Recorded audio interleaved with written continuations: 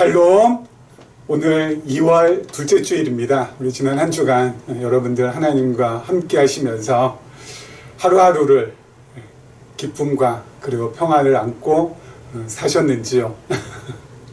만일 그렇지 못했다면 오늘 이 시간 다시 한번 우리의 마음을 하나님 앞에 드리면서, 그리고 또 하나님의 음성에 귀를 기울이면서 우리 마음에 우리 평안을 담고 또 기쁨을 누리는 그런 시간이 되셨으면 합니다.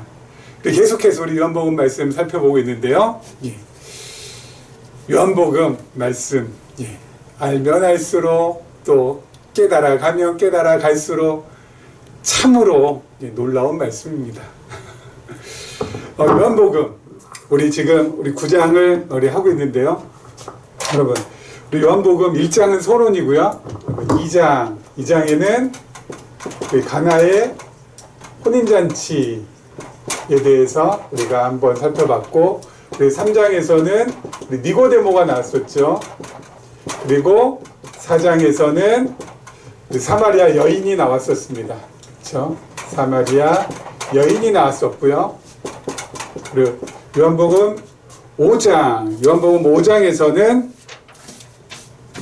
38년 된 우리 병자가 베데스다 연못에서 가 있던 병자를 예수님께 고치시는 모습이 나왔고, 6장에서는 우리가 알다시피 오병이어 사건이 나왔고요.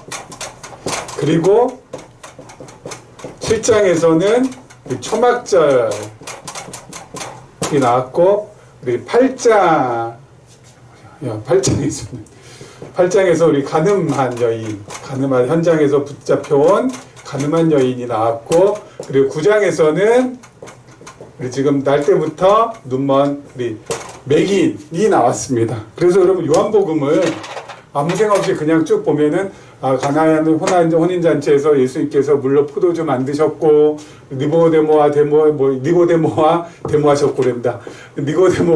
대화하셨고, 사마리아 여인과 수가성에 있는 사마리아 여인과 대화하시고, 38년 된 병자 고치시고, 오병이어의 놀라운 사건을 5,000명을 먹이신 사건 나오고, 초막절에 예수님께서 말씀하신 이야기 나오고, 가늠한 여인 현장에서 붙잡혀온 가늠한 여인 예수님을 바리새인들이 시험하려고 하고, 또 날 때부터 맹인되었던 사람을 실로암 연못가에 가서 눈을 씻고 오라고 해서 고치셨고, 이런 게 이렇게 정신없이 쫙쫙쫙 나오잖아요.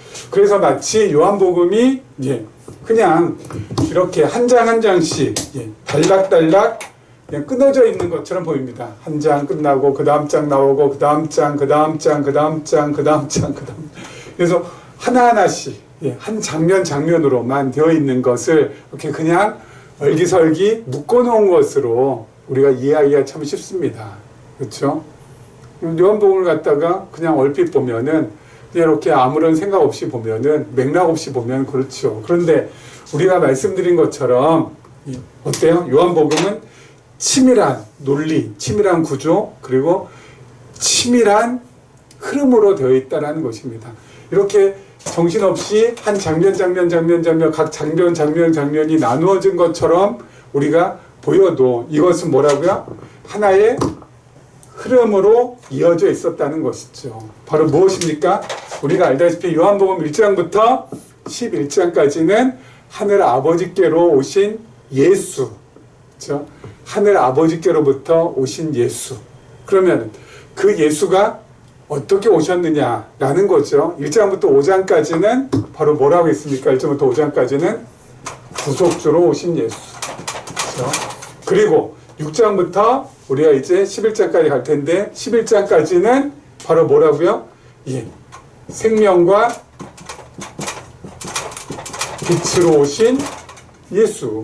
하늘 아버지께로부터 예수님께서 오셨는데, 그 예수님께서는 첫 번째 구속주로 우리에게 오셨고, 두 번째는 생명과 빛으로 오셨다는 거죠. 그래서 구속주로 오셔서 가나 혼인잔치에서 물로 포도주를 만드신 그 표적을 보이셨는데, 그건 바로 무엇을 의미한다고요? 장차 예수님께서 십자가에 피 흘려 대속의 죽음 당하실 것을 예고하시는 것이고, 바로 그것은 바로 뭐라고요? 예수님께서 우리에게 영생을 주시는 구속주라는 것을 알려주시기 위함이라는 것을 우리가 확인했었습니다. 그리고 니고데모와의 대화, 그리고 사마리아 여인과의 대화에서도 어때요? 예수님께서는 영생을 주시는 분이라는 것, 영생을 주시는 누구라? 구속주시라는 것. 그리고 38년 된 병자를 고치신 것도 역시 바로 뭐래요? 바로 뭐예요? 예수님께서 그의 38년 된 병도 고치셨지만 그의 영혼도 어때요? 고쳐주셔서 바로 예수님께서는 참으로 구속의 주라는 것을 우리에게 확인시켜 주셨다는 것이죠. 그리고 생명과 빛으로 오셨다고 했잖아요. 생명과 빛으로. 오병이어의 기적사건을 통해서, 이 표적사건을 통해서 뭐예요? 예수님께서 생명의 떡으로 오셨다는 거. 그리고 초막절 사건을 통해서 예수님께서는 바로 뭐라고요? 생명의 물이 되신다는 것. 영생수가 되신다는 것을 예수님께서는 우리에게 보여주셨고, 그리고 가늠한 여인 맹인의 눈을 뜨이게 한 사건을 통해서 예수님께서는 세상에 빛으로 오셨다는 것을 우리에게 확인시켜 주신다는 것이죠. 이렇게 예수님께서는 구속주로 그리고 생명과 빛으로 오셨다는 것을 요한복음 1장부터 11장의 내용을 통하여서 우리에게 알고 깨닫게 해주신다는 것이죠. 이래서 이 사건은 개별 사건이 아니라 이 전체가 어때요? 여기에 다 속해 있는 사건이고 구속주로 오셨고 생명과 빛으로 오셨다는 것, 이것을 우리에게 알게 하시는 것이죠. 왜 그럼 예수님께서 구속주로 오셨고 생명과 빛으로 오셨다는 것이 그렇게 중요할까요? 바로 구약성경에 장차 이 땅에 오실 그리스도 메시아 하나님의 아들은 구속의 주로 생명으로 빛으로 오실 것이라는 것이 약속되어 있다는 것이죠. 장차 오실 그리스도는 너희를 구속해 주실 구세주일 것이다. 그리고 장차 생명으로 오시고 빛으로 오실 것이라는 것이 구약 성경에 뭐래요? 기록되어 있어요. 예언되어 있어요. 그 기록된 예언, 그 기록된 약속을 어때요? 예수님께서 이루셨기 때문에 예수는 그리스도시요, 예수는 하나님의 아들이시요, 예수는 하나님과 동등된 분이시다 라는 것을 우리에게 밝히 보여주셔서 우리로 하여금 어때요? 알고 믿을 수 있도록, 깨닫고 신뢰할 수 있도록 그렇게 만들어 주신다는 것이죠. 참 놀라운 말씀입니다. 그래서 요한복음은 이렇게 전개되어 나가는 것이 토막토막 되는 게 아니라 하나의 맥락, 하나의 흐름. 무엇을 향하고 있어요? 예수는 그리스도시고 그 그리스도이신 예수야말로 하나님의 아들이시고 그분이야말로 하나님과 동등된 성자 하나님이시라는 것을 향하고 있다는 것. 그래서 우리로 하여금 뭐예요? 하나님을 더 깊이 알아갈 수 있도록 해주는 말씀이라는 것이죠. 놀라운 말씀이죠. 게다가 한 가지 더 첨언하자면 요한복음은 마태, 마가, 누가 복음에 뭐가 된다고요? 결론이 된다고요. 그러면서 뭐하고 이어진다고요? 사도행전과 이어지는 연결고리의 역할을 한다고요. 마태, 마가, 누가복음, 그리고 사도행전. 신약성경 이렇게 이어지지 않습니까? 그런데 여기에 뭐가 있어요? 요한복음이 있어요. 요한복음. 이 요한복음은 마태, 마가, 누가복음의 결론이자 사도행전으로 이어지는 뭐의 역할을 한다? 연결고리의 역할을 한다고요. 여러분, 왜 이게 결론입니까? 요한복음이? 마태복음은 예수님께서 무엇으로 오셨다? 선지자로 오시고 그리고 왕으로 오시고 제사장으로 오셨다라는 것을 우리에게 확인시켜줘서 예수님께서 그 세 가지의 직임을 감당하심으로 예수는 그리스도라는 걸 우리에게 확인시켜주고요. 마가복음은 신분을 통하여서 어떤 신분이요? 예수님은 낮아지시고 다시 어때요? 높아지시는 비하와 승귀의 신분을 가지셨다는 것을 통하여서 예수가 그리스도라는 걸 우리에게 확인시켜주고, 누가복음은 그 사역을 예수님께서 어떤 사역하세요? 하나님의 아들로서의 사역과 하나님 나라의 사역을 하심으로 그가 바로 그리스도라는 걸 우리에게 확인시켜 주거든요. 자, 이렇게 확인된 그리스도는 그리스도는 바로 누구시다? 요한복음에서 우리가 지금 계속해서 확인하고 있는 게 바로 뭐죠? 그는 하나님이시다 라고 결론을 딱 지어주는 겁니다. 와, 놀랍지 않아요? 그리고 또 뭐요? 연결고리 역할을 한다고 그랬잖아요. 연결고리의 역할. 뭐와? 사도행전과의 연결고리의 역할을 요한복음이 합니다. 사도행전에 보면 예수님께 부활하시고 그리고 나서 이제 하늘로 올라가실 때 세 가지 약속을 하십니다. 가장 먼저 뭐예요? 성령 오신다. 그리고 두 번째 뭐예요? 증인이 된다. 어디서부터? 예루살렘과 유다와 사마리아와 땅끝까지 증인이 되리라. 세 번째가 내가 다시 오겠다. 재림 약속하셨거든요. 사도행전은 어때요? 첫 번째와 두 번째 약속이 이루어지는 과정을 기록합니다. 근데 여러분, 성령 오신다는 거, 그리고 예루살렘과 유다와 사마리아와 땅끝까지 이르러 복음의 증인이 될 것이라는 거, 이것은 사람의 힘과 사람의 노력과 사람의 열심과 사람의 의지로 이루어질 수 없는 거잖아요. 이 약속을 하신 분이 누구시기 때문에? 하나님이시기 때문에 하실 수 있는 거잖아요. 그렇죠? 고로 예수 그리스도가 바로 뭐예요? 하나님이시라는 것을 사도행전에서도 어때요? 계속 끌고 갑니다. 연결고리의 역할을 하는 거예요. 요한복음에서 나왔던 그 예수 그리스도가 하나님이시라는 것이 사도행전에서도 어때요? 계속 이어질 수 있도록 연결고리의 역할을 무엇이가 하고 있는 거예요? 요한복음이 하고 있는 거라고. 그래서 여러분, 성경은 한 흐름으로, 한 맥락으로 이렇게 이어져 있다는 거. 그래서 결국 우리에게 누구를 계속해서 지금 비춰주고 있는 거예요? 하나님을 비춰주고 있는 거예요. 왜요? 하나님을 우리가 알아야지만, 깨달아야지만 우리의 믿음은 자랄 수 있고, 그 자란 믿음이 나의 마음을 어때요? 평안하게, 기쁘게, 감사하게 만들 수 있는 것이고, 그래서 내가 자원해서, 진짜 원해서 사랑도 하고 희생도 하고 봉사도 하고 헌신도 하며 살아갈 수 있도록 만들어주는 거 아니겠습니까? 참, 놀라운 말씀이죠. 그렇지 않습니까?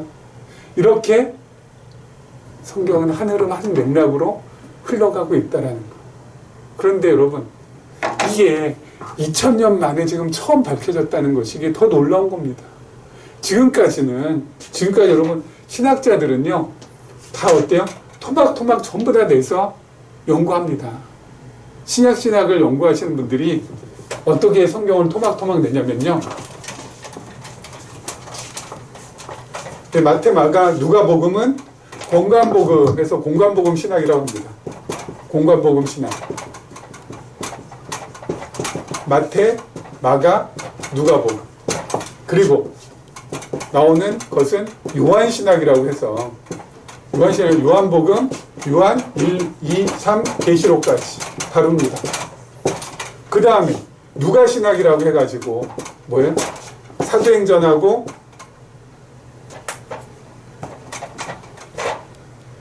누가복음하고 사도행전을 따로 떼내어서 다룹니다. 그리고 바울신학이라고 해서 바울 서신들을 다룹니다. 이런 식으로 전부 다 어때요? 다 신약성경을 다 토막토막 내서 연구하고 있습니다. 그러다 보니까 이것이 하나로 모아지질 않아요. 그렇죠? 하나로 모아지지가 않아요. 바울신학 연구하신 분은 요한신학에 대해서 잘 모릅니다. 공관복음 연구하신 분은 바울신학 잘 모릅니다. 다 토막토막 나눠져 있어요. 다 전부 다 쪼개고 분리하고 분할하고 그렇게 해서 깊이 있게만 연구 들어가요. 이걸 하나로 통합하고 하나로 합치고 하나로 연결하고 그래야 이게 한 맥락을 파악할 수 있을 텐데 그게 안 되는 겁니다. 그래서 신학자들하고 목회자들하고 생각과 사상이 달라요. 그래서 열심히 신학 공부를 했다고 해서 그 신학한 것을 가지고, 그 신학한 내용을 가지고 목회 현장에서는 사용할 수가 없습니다. 그럼 목회 현장에서 무엇을 가지고 사용합니까? 선배 목회자들이 어떤 식으로 했나. 그래서 신학 따로, 목회 따로. 이게 가장 큰 한국교회뿐만 아니라 세계교회의 문제점이죠. 근데 계시업 관점에서는 신학 따로 목회 따로가 아니라 신학이 목회고 목회가 신학입니다. 지금 여러분이 우리가 지금 계속 지금 요한복음 지금 살펴보고 있는 것이 이게 전부 다 어때요? 신학과 관련된 거지만 이것이 신학에만 그치는 것이 아니라 어때요? 우리의 삶의 현장 속에서도 얼마든지 적용할 수 있는 거잖아요. 그렇기 때문에 이게 따로 놀지가 않아서 너무너무 어때요? 좋고 너무너무 희한하고 너무너무 감사한 것입니다. 그래서 아까 말씀드린 이게 2000년 만에 지금 처음이라고. 신학 따로 목회 따로였는데 지금 어때? 이게 합쳐져서 함께 어울려져서 갈 수 있다는 것이 얼마나 감사한 것인지 모른다는 거. 다시 한번 명심하시면서 여러분 지난 시간에 이어서 계속해서 우리 요한복음 말씀 살펴보도록 하겠습니다. 자, 요한복음은 따로따로 돼 있다고요? 아니죠. 1장부터 지금 우리가 9장까지 쭉 한 흐름으로 지금 우리가 확인하고 있다고요. 지금 우리가 확인한 건 뭐야? 생명과 빛으로 오신 예수님에 대한 부분. 생명과 빛으로 오셨다는 게 왜 중요하다고요?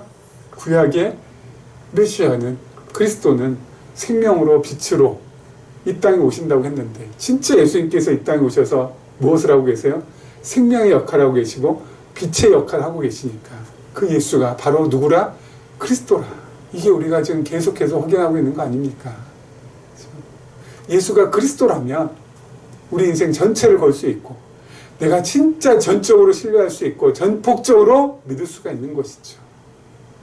우리의 믿음의 근거가 차곡차곡 쌓여갈수록 어때요? 우리의 믿음은 더 약화될까요? 강화될까요? 강화가 된다는 것입니다. 자, 계속해서 한번 보도록 하겠습니다. 8절입니다. 이웃 사람들과 전에 그가 거린인 것을 보았던 사람들이 이르되 이는 앉아서 구걸하던 자가 아니냐. 어떤 사람은 그 사람이라 하며 그 어떤 사람은 아니라 그와 비슷하다 하거늘 자기 말은 내가 그라 하니 그들이 묻되 그러면 네 눈이 어떻게 떠졌느냐. 대답하되 예수라는 그 사람이 진흙을 익혀 내 눈에 바르고 나더러 실로암에 가서 씻으라 하기에 가서 씻었더니 보게 되었노라. 그들이 이르되 그가 어디 있느냐. 이르되 알지 못하노라 하니라. 그들이 전에 맹인이었던 사람을 데리고 바리새인들에게 갔더라. 예수께서 진흙을 익혀 눈을 뜨게 하신 날은 안식일이라. 그러므로 바리새인들도 그가 어떻게 보게 되었는지를 물으니 이르되 그 사람이 진흙을 내 눈에 바르매 내가 씻고 보나이다 하니 바리새인 중에 어떤 사람은 말하되 이 사람이 안식일을 지키지 아니하냐 하나님께로부터 온 자가 아니라 하며 어떤 사람 말하되 죄인으로서 어떻게 이러한 표적을 행하겠느냐 하여 그들 중에 분쟁이 있었더니 자 이제 눈을 뜨게 됐잖아요. 사람들이 너무 희한하고 놀라웁니다.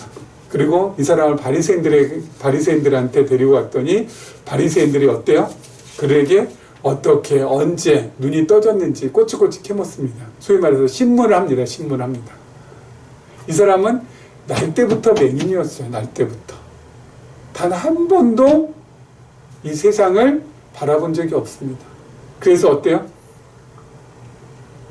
구걸하면서 거린으로 생활했단 말이죠. 근데 어때요? 이제 눈이 떠졌습니다. 여러분 맹인이었던 사람이 눈을 떠서 세상을 보게 되었을 때 주위에 있는 사람들이 그에게 어떤 말 해줘야 되겠습니까?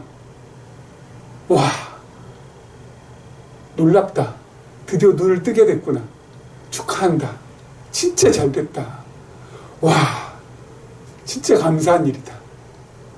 여러분, 사람으로서 99.99% 해당된다면은 그렇게 말할 수밖에 없지 않습니까? 그렇죠? 축하한다고, 정말 잘 됐다고, 앞을 보게 되니까 얼마나 다행인지 모른다고, 이제 더 이상 거린으로 살지 않아도 되겠다고, 어때요? 격려해주고, 지지해주고, 위로해주고, 축하해주고, 기뻐해주고, 즐거워해주고. 이게 인지상정 아닙니까? 그런데 바리새인들은 뭐예요? 인지상정을 거슬러 올라가요. 언제부터 눈 떴냐? 어떻게 눈 떴냐? 누가 눈 띄워줬냐? 꼬치꼬치 캐묻습니다. 왜 그렇습니까? 가장 큰 이유? 바리새인들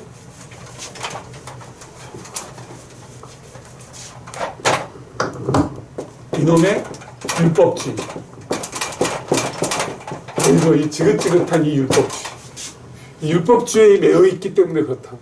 율법주의에 매인 사람은 사람을 사랑의 대상으로 안 보고요. 심판과 판단의 대상으로 봅니다. 네? 아니 눈 떠갖고 왔는데 축하해주고 정말 잘 됐다고 해줘야 될 텐데 어때요? 안식일에 눈이 떠졌으니 이거 안식일이가 어긴 거 아니야? 이거 안식일이가 이거 확실하게 이거 지킨 거 맞아? 아니 안식일 지켰는지 안 지켰는지가 지금 그게 중요해? 예? 사람이 지금 날 때부터 맹인되었던 사람이 눈을 떴는데 축하해주고 사랑해주고 진짜 지지해줘야죠. 율법주의에 사로잡히면은 어떻게 돼요? 인간성 상실합니다. 인지상정을 거슬러 올라가요. 하나님께서 원하시는 바하고 완전 정반대로 간다고요. 그래서 제가 철저하게 어때요? 이거 배격하자고 그렇게 외치는 겁니다. 안식일 눈이 떠졌어? 그럼 고쳐졌어? 그리고 안식일과 어긴 거 아니야? 이게 뭐가 중요해 이게? 여러분 율법의 원래의 목적은 바로 뭐예요? 사람 판단하라고? 사람 심판하라고? 아니 말 한마디 따뜻하게 해주는 게 그게 뭐가 힘들어요? 율법의 원래의 목적은 바로 뭐예요? 하나님 사랑과 이웃사랑 아닙니까? 율법의 원래의 목적은 사랑이에요. 사랑. 그렇죠? 율법의 원래의 목적은 사랑이라고. 근데 율법주의에 완전히 매여있는 바리새인들은 어때요? 사랑하고는 일절 관계가 없어져요. 사람 판단의 대상. 눈 뜨였어? 안식일날 눈 떴어? 이거 안식일이 어긴 거 아니야? 이렇게 올라간다고요. 율법주의에 완전히 사람에 잡혀 있으니까. 사람을 심판의 대상, 판단의 대상. 완전히. 원래 율법이 말하고자 하는 거하고는 관계없이 가는 거죠. 원래 율법의 목적은 하나님 사랑하고 이웃 사랑이잖아요. 그렇죠? 하나님 사랑하고 이웃 사랑하는 거예요. 그게 바로 율법의 원래의 목적입니다. 예수님께서는 이 원래의 목적을 지금 어때요? 실현하고 계신 거예요. 이웃 사랑, 하나님 사랑을 예수님께서는 실현하고 계신 거예요. 그래서 여러분 사랑은 바로 뭐라고요?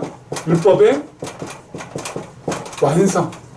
예수님께서는 이 율법을 완성케 하려고 지금 오셨다는 것이죠. 율법주의에 사로잡혀요. 사람을 심판의 대상, 판단의 대상, 이게 맞냐, 저게 맞냐, 이게 옳으냐, 저게 그르냐, 거기에 완전히 매몰되어 있는 그 사람들을 향하여서 율법의 원래의 목적이 무엇인지를 갖다가 분명하고 정확하고 확실하게 알려주시기 위해서 오신 거라고요. 율법을 완성하시라. 예수님께서 이 율법을 어떻게 완성하셨어요?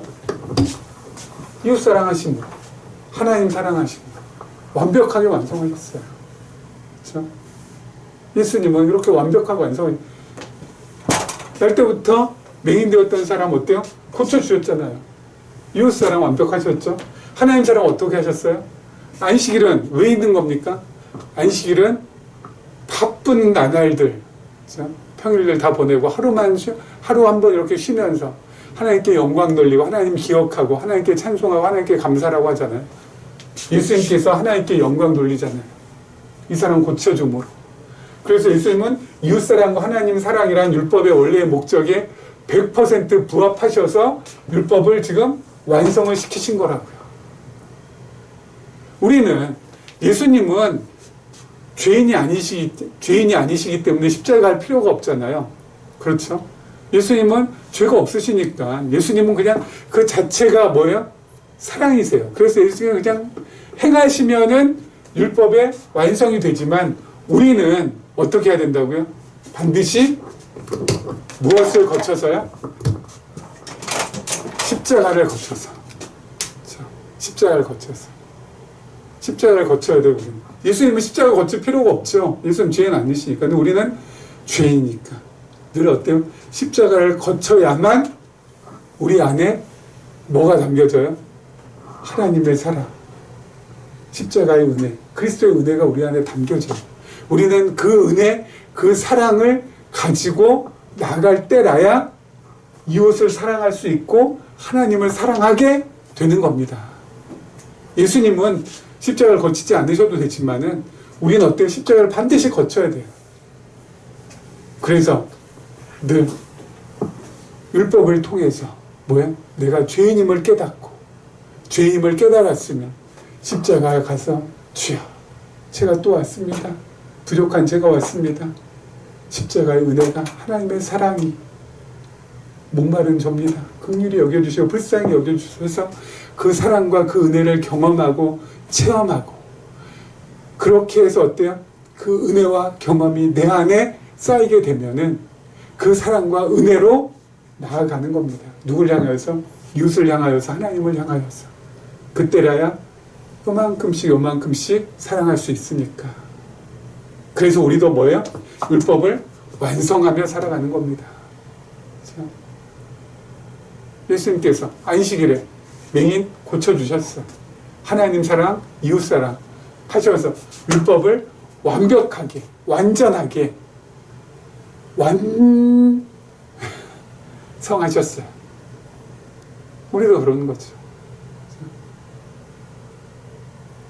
이것도 헷갈리지 마세요. 안식일을 지금의 또 주일이라고, 그렇죠? 안식일에 언제부턴가 지금의 주일로 이게 둔갑이 돼가지고 주일 성수해야 되는 거예요.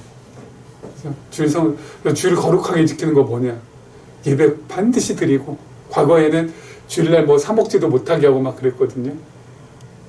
그게 주일 지키는 게 아니에요. 이제는 주일 성수가 아닙니다. 안식일이 주일이 아니라 안식일이 뭘로 바뀌는 거예요? 안식일은 매일로 바뀌는 거예요. 매일매일 성수해야 돼요. 매일매일 성수. 뭘 성수하는 거예요? 하나님께 영광 돌리고 하나님께 감사하고 하나님을 기뻐하고 하나님을 찬송하는 일. 그게 성수하는 거라고요. 예수님께서 그렇게 하셨잖아요. 안식일에. 우리도 예수님처럼 안식일에. 근데 우리는 어때요? 한 날만이 아니라 매일같이 할 수 있는 거죠. 매일같이. 안식일이 주일로 바뀐 것이 아니라 안식일은 뭘로 바뀐 거예요? 우리의 삶 속에서 하나님 영광 돌리고 찬양하고 감사하는 날로. 매일매일. 매일매일. 한 날만 딱 특정한 것이 아니라. 그렇죠? 그렇게 해야 뭐가 되는 겁니까? 율법을 완성할 수 있는 거가 되는 것이죠. 자, 그 다음 계속해서 한번 보도록 하겠습니다. 다음 절입니다.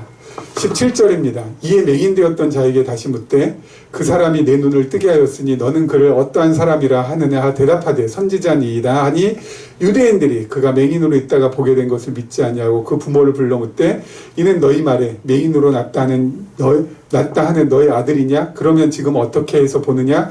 그 부모가 대답하여 이르되 이 사람이 우리 아들인 것과 맹인으로 난 것을 아나이다. 그러나 지금 그의 어떻게 해서 보는지 또는 누가 그 눈을 뜨게 하였는지 우리는 알지 못하나이다. 그에게 물어보소서. 그가 장성하였으니 자기를 말하리이다. 그 부모가 이렇게 말한 것은 이미 유대인들이 누구든지 예수를 그리스도로 시인하는 자는 출교하기로 결의하였으므로 그들을 무서워함이로라. 그러므로 그 부모가 말하기를 그가 장성하였으니 그에게 물어보소서 하였더라. 자, 여러분 구약 성경을 보면은 장차 그리스도 메시아가 오시면은 눈먼 자의 눈을 뜨게 해줄 거라는 말씀이 기록이 되어 있습니다. 특히 이사야서 같은 경우 보면은요, 이사야서 29장, 이사야서 29장, 35장, 42장 계속해서 반복적으로 나와요. 메시아가 오시면은 눈먼 자들의 눈을 뜰 것이고 맹인의 눈이 밝아질 것이고 캄캄한 데서 맹인의 눈이 보이게 될 것이라고 계속해서 반복적으로 나와요. 그럼 바리새인들은 아무나 되는 것이 아닙니다.